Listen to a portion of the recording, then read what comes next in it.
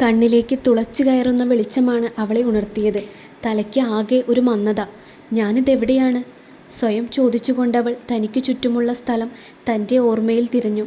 വെള്ള ഇൻറ്റീരിയറോട് കൂടിയ മനോഹരമായ ഒരു മുറിയായിരുന്നു അത്. ആകെ വെള്ളമയം, ബെഡ്ഷീറ്റും കർട്ടനുമെല്ലാം. അവളുടെ കാതിൽ കേട്ടിരുന്ന കിളികളുടെ ശബ്ദവും കാറ്റും അവൾ നഗരത്തിൽ നിന്നും ഒരുപാട് അകലെയാണെന്ന് തോന്നിച്ചു. തലയിൽ കൈയമർത്തി അവൾ എഴുന്നേറ്റിരുന്നു. ബെഡിൻ്റെ സൈഡ് ടേബിളിൽ അവൾക്കായി ഫുഡ് റെഡിയായിരുന്നു.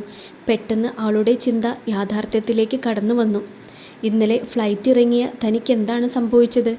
ഫിറു എവിടെ? ഞങ്ങൾ ഒരുമിച്ചാണ് കാറിലുണ്ടായിരുന്നത്. അവനെന്നെ പിക്ക് ചെയ്തില്ലേ?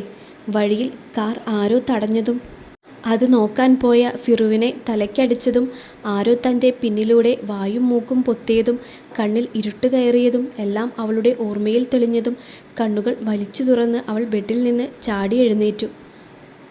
കിൽക്കിലും. കയ്യിലെ കിലുക്കം കേട്ടവൾ നോക്കിയപ്പോൾ കണ്ടത് ഇടതു കൈയിലെ വിലങ്ങായിരുന്നു. ഒരു നീണ്ട ചങ്ങലയിൽ അറ്റാച്ച് ചെയ്തതിൻ്റെ മറുഭാഗം കട്ടിലിൻ്റെ കാലിനോട് ബന്ധിപ്പിച്ചിരിക്കുന്നു. പെട്ടെന്ന് അവൾ സ്വന്തം ശരീരത്തിലേക്ക് നോക്കി. വസ്ത്രങ്ങൾ സ്ഥാനഭ്രംശം സംഭവിക്കാത്തതും ശരീരത്തിൽ മറ്റ് അസ്വസ്ഥതകളില്ലാത്തതും അവളെ ആശ്വസിപ്പിച്ചു. എത്രയും പെട്ടെന്ന് ഇവിടെ നിന്നും രക്ഷപ്പെടണം. ഉമ്മിയുടെ കരഞ്ഞ മുഖവും വാപ്പയുടെ കുനിഞ്ഞ ശിരസും മനസ്സിലേക്ക് വന്നതും സർവ്വശക്തിയുമെടുത്ത് വിലങ്ങ് ആഞ്ഞു വലിച്ചു. പക്ഷേ അവളുടെ കൈ മുറിഞ്ഞതല്ലാതെ ഒന്നും സംഭവിച്ചില്ല. തളർന്ന് അവൾ ബെഡിലേക്കിരുന്നു. ആരാണിതിനു പിന്നിൽ? ഫിറു എവിടെ റബ്ബേ? അവനെന്തെങ്കിലും പറ്റിയിട്ടുണ്ടാകുമോ? എന്താ ചെയ്യുക?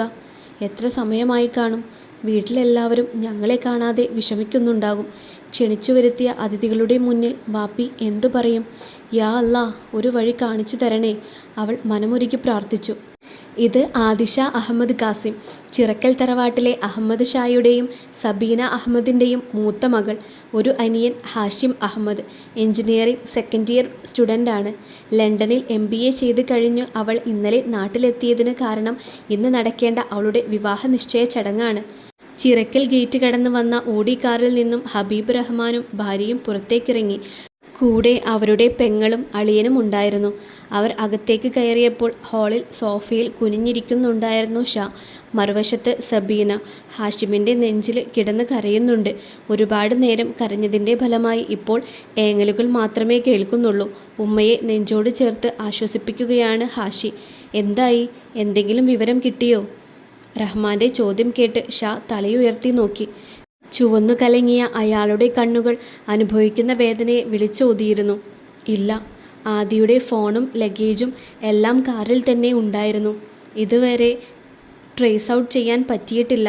പിന്നെ കിഡ്നാപ്പേഴ്സിൻ്റെ ഫോൺ ഇതുവരെ വന്നിട്ടില്ല. ഷായുടെ അനിയൻ ഹക്കീമാണ് അവരോട് മറുപടി പറഞ്ഞത്.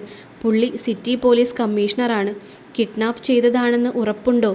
അവളായിട്ട് പോയതാണെങ്കിലോ? അല്ല, പുറത്തൊക്കെ പോയി പഠിച്ച കുട്ടിയല്ലേ, ഇഷ്ടപ്പെട്ട ആരുടെയെങ്കിലും കൂടെ.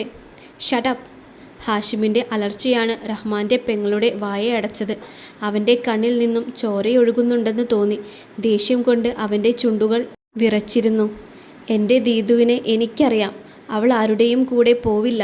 അങ്ങനെയൊരു ഇഷ്ടമുണ്ടെങ്കിൽ അവൾ പറയും.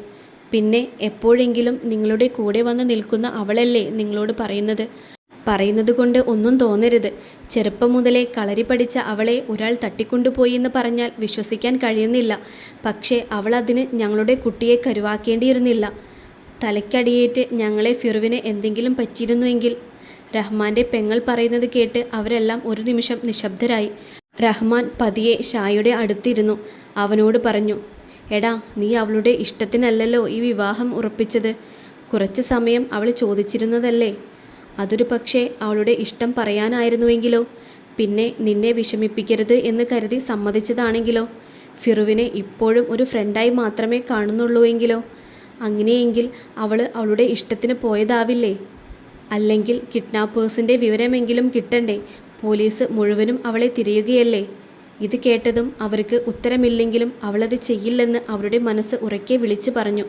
ഷാ വന്നവരുടെ മുഖത്തേക്ക് മാറി മാറി നോക്കി. അവിടെയെല്ലാം തൻ്റെ മകളോടുള്ള അനിഷ്ടം നിറഞ്ഞു നിൽക്കുന്നത് പോലെ തോന്നി. ഇന്ന് ഫംഗ്ഷന് വരുന്നവരോട് ഞങ്ങൾ എന്തു പറയും? പെണ്ണിനെ കാണാനില്ലെന്ന് പറഞ്ഞ് നാണം കെട്ട് നിൽക്കേണ്ടി വരും. ഫിറുവിൻ്റെ ഉമ്മ പറയുന്നത് കേട്ട് സെബീന ഇരുന്നിടത്ത് നിന്നും ചാടി എഴുന്നേറ്റു. നിർത്തുന്നുണ്ടോ? എൻ്റെ കുഞ്ഞിനെ കാണാതെ എന്ത് പറ്റിയെന്നറിയാതെ ഇരിക്കുകയാണ്. റബ്ബേ, എൻ്റെ കുഞ്ഞിനൊന്നും വരുത്തരുതേ. ഹാഷി അവൻ്റെ ഉമ്മയെ ചേർത്ത് പിടിച്ചു. അങ്ങനെ പറഞ്ഞാലെങ്ങനാ? ഞങ്ങളുടെ ചെക്കൻ്റെ കാര്യം നോക്കണ്ടേ? ഞാൻ അന്നേ പറഞ്ഞതാ ഈ ആലോചന വേണ്ടെന്ന്. അപ്പോൾ അവൻ്റെ ഇഷ്ടമാണ്, എൻ്റെ സുഹൃത്തിൻ്റെ മോളാണ് എന്ന് പറഞ്ഞതല്ലേ? എന്നിട്ടിപ്പോൾ എന്തായി?